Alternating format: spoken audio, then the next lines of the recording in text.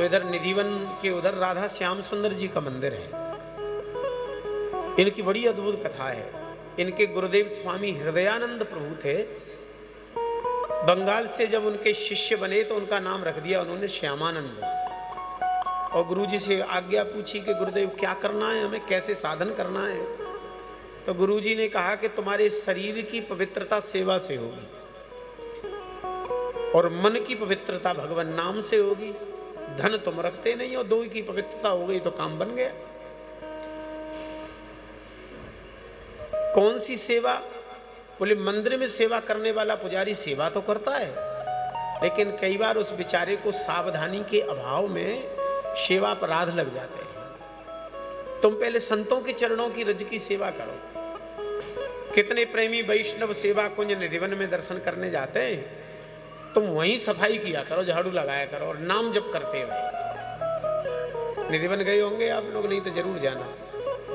बस प्रातः काल गुरुदेव की जो आश्रम की सेवा मिली थी, बटी हुई थी, वहां सबकी वो सेवा करके जाते और फिर मौन, किसी से देखते नहीं, किसी की तरफ देखते नहीं, किसी से बोलते नहीं।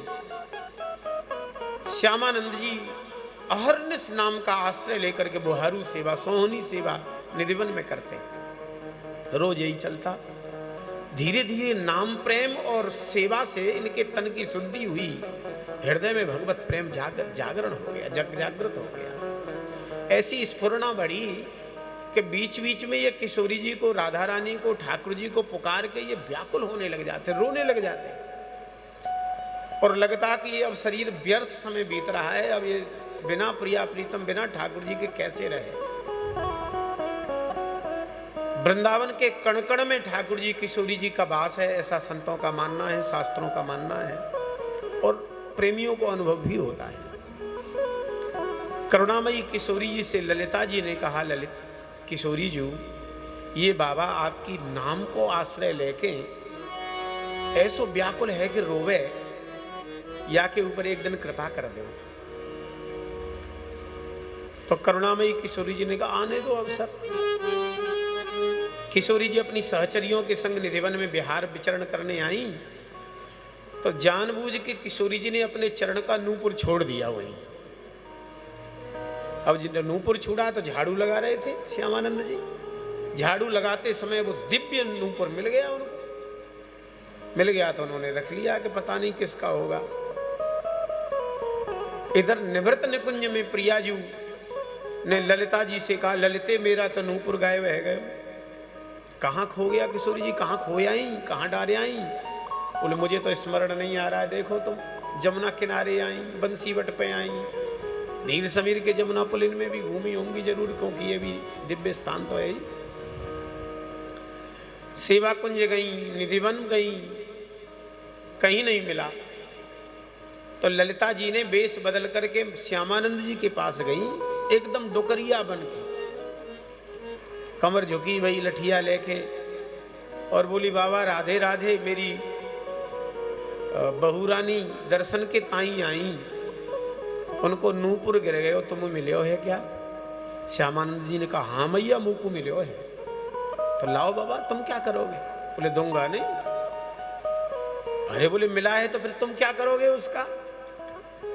बोले आपको दे दिया और कोई दूसरी बुढ़िया लठिया टेक के फिर आए गई, कही वो तो मेरी बहुरानी का था, साधु तो व्यर्थ में ही परेशान हुए।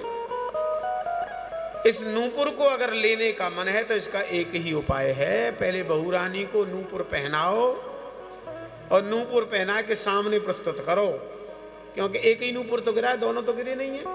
उस नूपुर, इस दोनों नूपुरों का मिलान हो जाएगा, तत्काल ले लेना, मुझे क्या लेना देना नूपुर से। ललिता जी पहुंची, कहा, किशोरी जी बाबा जी तो बड़ो चतुर सो लगे। कैसे? बोले बिना आपके चरण कमल के दर्शन के नाए देगो नूपुर, आपको पधारना ही पड़ेगा। किशोरी जी ने कहा, अब नूपुर लेना है तो चलना पड़ेगा। और ललिते चलो। करुणामयी किशोरी जी जैसे ही आई और जैसे ही उन्होंने नूपुर का दर्शन कराया, किशोरी जी के चरणों की उपासना हमारे ब्रज उपासना में श्री कृष्ण भी करते हैं। धन धन राधिका के चरण। यो ब्रह्म रुद्र सुकनारद भीष्म मुख्यैः रालक्षतो न सहसा पुरुषस्य तस्य सद्यो वशीकरण चूर्ण मनंत शक्तिम तम राधिका चरण रेणु मनुष्मरामी। जहाँ करुणामय श्री कृष्ण करुणामयी किशोरी जी के चरणों का अवलंबन लेकर के ब्रज में वास करते हैं, ऐसे दिव्य चरण कमलों का दर्शन करके श्यामानंद प्रभु तो निहाल हो गए, और निहाल ही नहीं हो गए, मूर्छा में चले गए, शरीर का होश नहीं रहा। ललिता जी ने कहा किशोरी जी ये बाबा जी तो गयो काम थे, देखो मूर्छित है गयो बेचारो, तो क्या करें? तो बोले इसके ऊपर कृपा कर दो। ललिता जी ने वही नूपुर लिया और उस नूपुर को मस्तक से स्पर्श कर, ललाट पर स्पर्श करा दिया। महाराज जैसे ही स्पर्श हुआ कि उस नूपुर की ललाट पर मोहर लग गई, छाप लग गई।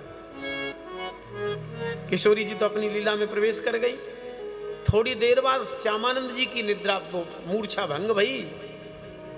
सेवा करके गुरु जी के पास आते थे, साष्टांग प्रणाम आते समय, साष्टांग प्रणाम जाते समय, ये विधि थी, रोज करते। तत्काल गुरु जी की नजर पड़ गई तिलक के ऊपर, बोले ये कौन सा चिन्ह बना लियो नयो।